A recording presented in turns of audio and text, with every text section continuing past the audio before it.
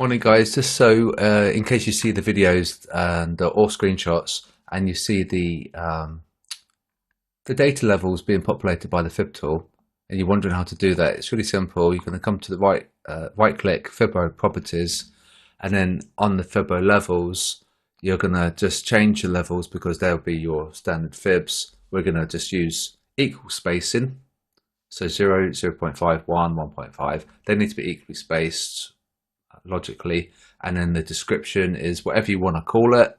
It doesn't matter, but if you want to get the data levels, it's space at percentage dollar, and that's the logic there. So -1R is where you're going to get out of a stop loss, and then anything above 1R, that's going to be where you're going to get out a TP. And you could get a 1R, but you're just breaking even. So really you want to be trying to target something more than 1R ideally.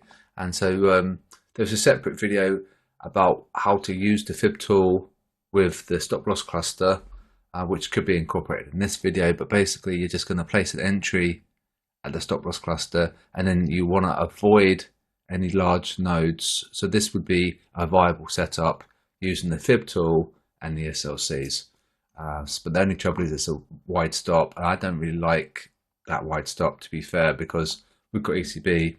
We could see a violent reaction and then we could get stopped out. So if it wasn't for ECB, this would be a good setup, but it's possibly that the algos are going to come in and they might be quite angry as well. So we may get stopped out. So this would be a viable setup on a normal day, but because it's ECB, I think we just want to be careful. But this is how you do the Fib tool and the levels. And this is how you can use the Fib tool with the SLCs as well. So on a normal day, this would be a good setup, I think, where we come and get the SLC, and then we should be safe by having our stop there. But, you know, we'll just wait and see, won't we? It might be a good setup. One and all, we have a strong disclaimer that we need to stipulate. The fact is that it's really, really easy to lose money while trading. And you absolutely must have risk management at the forefront of your mind at every trade decision. Before you enter, you need to know where your exit is. You don't just enter willy-nilly.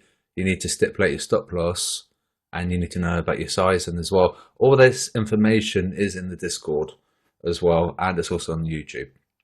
So if you don't know your sizes and then you don't know your stop loss, you're going to encounter horrific losses, okay?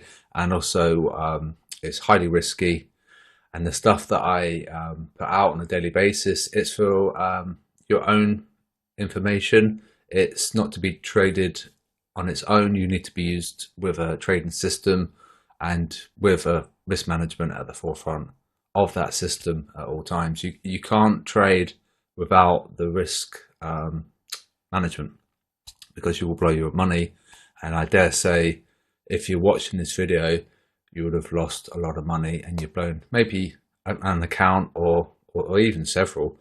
So it's absolutely critical that you've got a very keen sense of risk management at everything you do.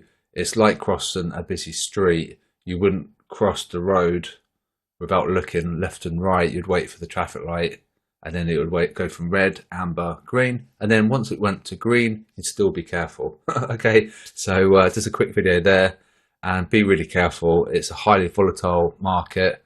In fact, it's probably the most volatile market you could ever get into, and while it can make you a lot of money, it can also cause catastrophic losses. So be careful at all times.